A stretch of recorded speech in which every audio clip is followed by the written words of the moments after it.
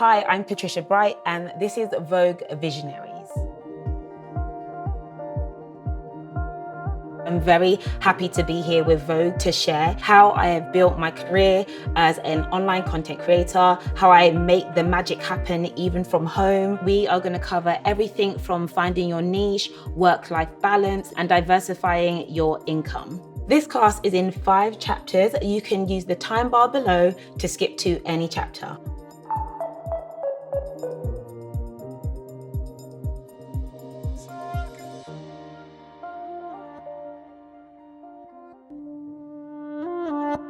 Okay, chapter 1.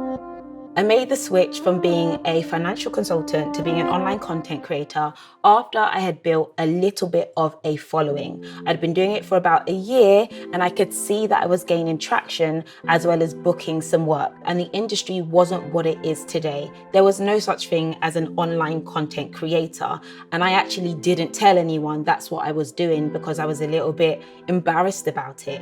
For me personally, I knew it was the right time for me to make the move once I was earning almost as much as my job.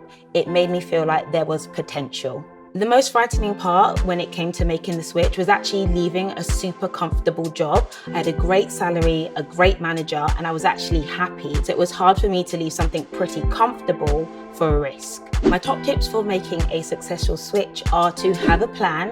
When I made a switch, I had an Excel spreadsheet, which I kind of mapped out how much I thought I could earn in the long run versus my career. The next tip is to be in a position where you feel confident enough that you have a long-term idea of what you can deliver. And 2, be sure that you're passionate about what you want to do so you can do it for the long run. I think the most rewarding part for me is being able to turn my visions into reality. I'm in control of what I create. I come up with an idea, I deliver it, and I hope that people like it. It actually took me a while to work out who I was or what I wanted to create, and I definitely followed a lot of the trends. However, I found that when I really just was myself and focused on my own personality and delivering my own ideas, that's when I actually grew more. My tips for getting started now are to be consistent, keep putting out content, and 2, do look at others to give you a bit of an idea of what you may want to create.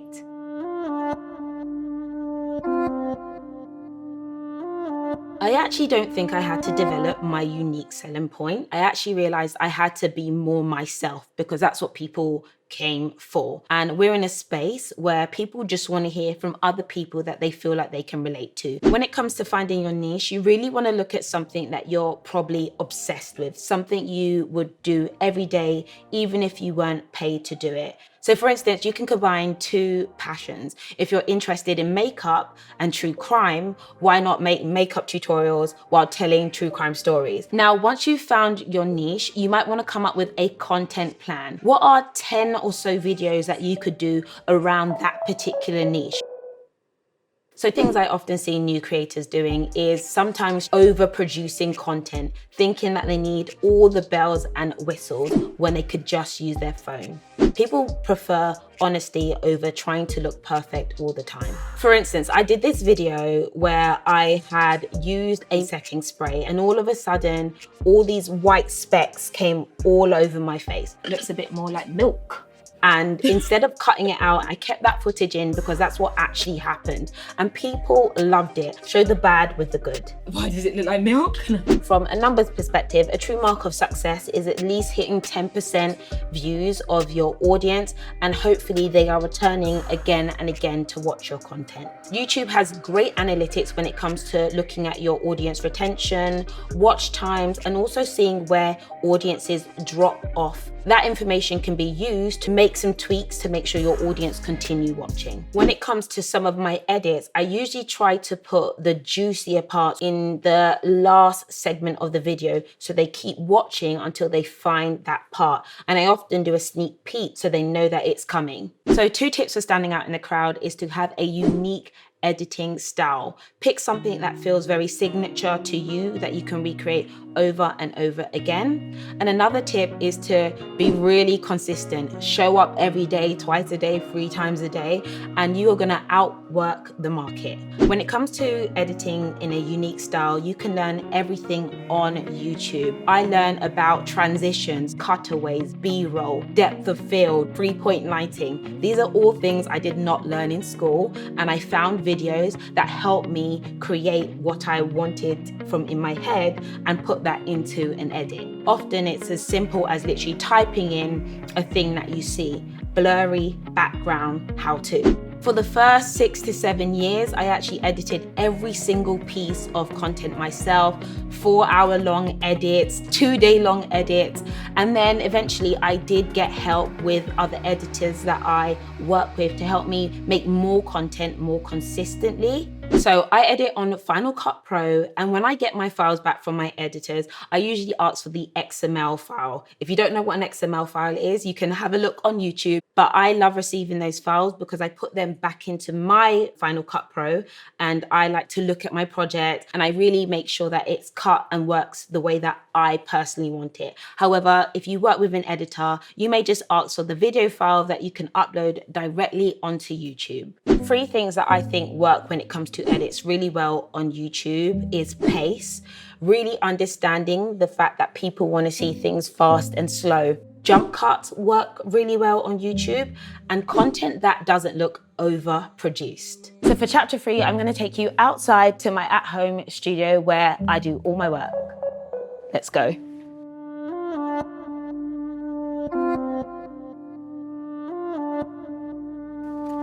Okay, so this is my studio. This is where the magic happens. I have 2 different setups so I can make 2 different types of content. Over here is my dark green wall for where I make financial content. And then I also have another wall that's a bit more lighter and brighter for when I make beauty content. I use the Canon 5D, which is a full frame camera. I put my camera just in the middle, and then I take all my equipment and lighting and centralize myself. So I try to use 3-point lighting. I frame 2 parts of my face as well as above my head. I learned everything about lighting on YouTube. So I use this light here, and it's super flattering on the top of my head, and it gives me a bit more depth. Okay. This camera doesn't have a flip screen on it. So what I do is I actually plug in a cable that allows me to see it on my screen. Right. Now I use a piece of software called ESO Digital, which allows me to control the camera from my computer because I can't see anything that's happening on the camera right now. So I can press record from here, and I can see that I'm overexposed, which means that I'm too bright, and I'm able to kind of play with all the settings to get the exact look and feel that I want based on the lighting situation. So I will usually put my shutter speed at 100-ish. I think that looks good. I like to drop my aperture down because I like to have, you know, a bit of a blur, but that will also be affected by my ISO. So I will also drop that down. If you don't understand any of the terms that I'm talking about when it comes to the camera, you can always find information on YouTube about that. But I basically adjust my settings to give me the look and feel that I want. And then I'm ready to go to shoot a video. Top tips for finding equipment online. It is really fine to buy used camera equipment, used lenses, and often they are an investment. So find a bargain that is 2 or 3 years old. I'm going to switch up my setup and I'll show you how I also film content on my phone. So this is over by my white wall, and this is where I like to shoot my beauty content. And I set up my phone in front of me inside a ring light, and then I have the tools of my trade in a trolley right beside me. So I usually like to talk about product or review something new that's come in, or I'll just show people what I'm loving at the moment. And I just apply to camera. Super basic, super simple. And people love it when they can see the pores and they can see the texture, so they get a real life idea of what something really looks and feels like. I often bring the products that I'm using close up to camera, show them the inside, how it's been used. 3 top tips for beauty creators is to show what things actually look like. Don't put any skin blurring on, don't put any fake effects. Nobody wants to see that. Number 2, be really honest about the brand and the product that you're using. If you don't like it, say, and also say why. And the 3rd thing is to be pretty on top of what's new and what people want to know about. Okay guys, that is me done in my studio. We're gonna go back to the house where we're gonna continue on to chapter 4.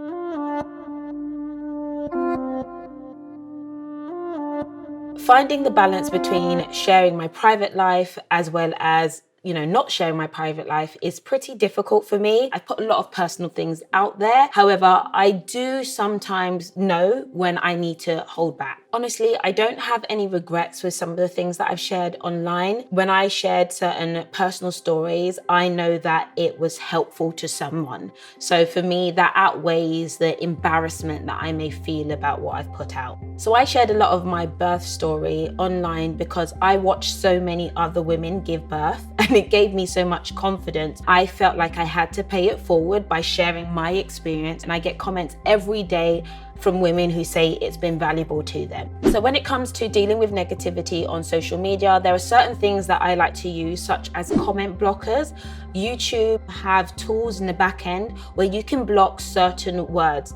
I definitely block any kind of racist terms. I don't want them to be seen on my platform. I also personally love the block and mute button as well. When it comes to looking to support, there are other groups and other girls in the industry that I talk to a lot to get some advice. A great way to find support in the online community is literally to send a DM. I have messaged many online creators in this space, and they message me, and sometimes we get on calls and have group chats as well to kind of work out how to deal with some of the issues that we may be facing within the industry. It's important for us to talk because it really helps the industry move forward. So when it comes to reaching out to someone in the DMs, be direct. If you have questions, ask them. You might say, hey, I am Mary and I love you because of XYZ. This is what I do, and I have 3 quick questions for you. Another thing you can do is also be funny. I love receiving jokes, people who are witty in my DMs,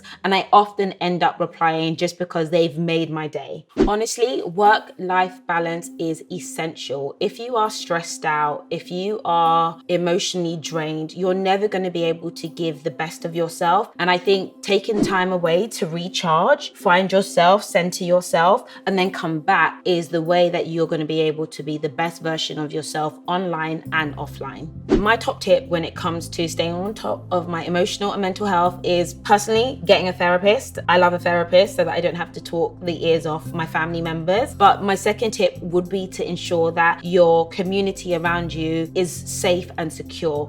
Make sure that you're not focusing just on online people to make you feel comfortable. And sleep. Sleep is essential. I'm going to be honest with you, being a mum, a wife, I've got 2 kids is difficult, and I'm not going to pretend that it's, all roses and fantastic. It definitely has its difficulties. And there are times in the morning where I'm like, oh no, I can't do this. And I will go back to bed because I can't handle it. However, I found that calling on my support system is super valuable. My mum is absolutely amazing. My sister is amazing. And I'm very, very lucky to have people around me who can help. The hardest moments when it comes to being a mum and working is actually being disciplined, because often I see my kids' little faces and I just want to go and play with them and do something with them. And sometimes I can't. Saying no to them is one of the hardest things that I have to do. Some of the best times when it comes to being a working mum is having my children around, because they're pretty inspiring and pretty funny. They are kind of embedded in my content sometimes. Like my daughter comes in my studio and she'll walk around in my shoes, and that's hilarious. And I'm glad that I'm not in an office so I can have little moments like that. So 2 tips when it comes to working mums in the world of online creation. Be patient with yourself. If you can't get something done because something's happened with the children, accept it. You're doing a good job. And the other thing is to embed your children into your content. They are there, they are part of your life, and don't be afraid to show them in a way that feels correct and right for you. When it comes to juggling my work life and my personal life, I'm pretty strict when it comes to the scheduling. I try to schedule every hour of every day. Not everything works, that's fine, but I at least have a plan in place. I use time blocking to really help me not feel like I'm going crazy when there's so much to do. So one of my first blocks is personal time, which I color coordinate in yellow.